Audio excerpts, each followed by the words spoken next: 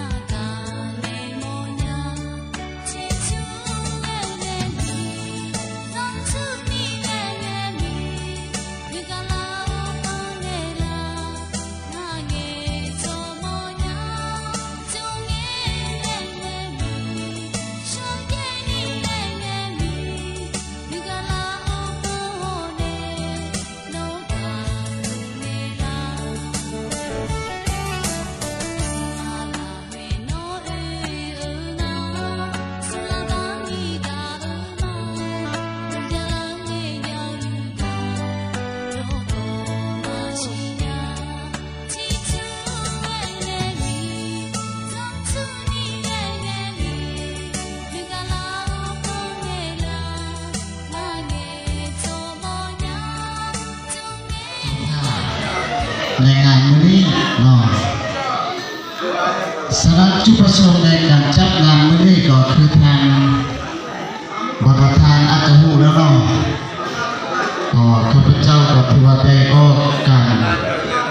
ให้เล็กน้อยแล้วก็เป็นการส่งท้ายปีเก่าต้อนรับปีใหม่แล้วก็ลักษณะแบบว่าเฮ็ดฐานะครอบครัวฉะนั้นก็ข้าพเจ้าก็สิบ่มีหยังเนาะสิตอบสนองให้ประธานก็เวลานาทีนี้ก็ไก่แล้วเนาะฉะนั้นก็ขอโทษขออภัยที่ประธานฉะนั้นพิเศษก็ทางเจ้าภาพเฮาเนาะที่ว่าได้เฮ็ดพาเข้าเป็นครอบครัวสำหรับเรื่องอายุอันกินก็บางเทื่อก็จีบทที่ป้าที่โชคของประธานมาฉะนั้นขออภัยคนหนึ่งมันมีสวรรค์น้ำกัดยังพอเลยสลามจะเป็นอะไร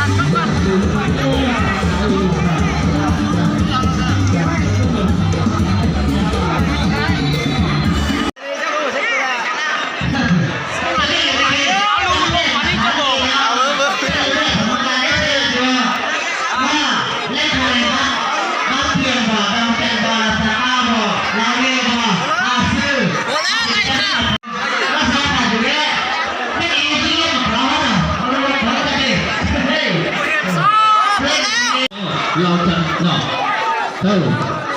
เลขาในบ้านคนดูเก๋นะเพื่อนดูเก๋นะเป็นเลขาในบ้านคนดูเก๋นะขอเสริมความเข้าใจในที่ว่าเนาะเลขาในบ้านเพียง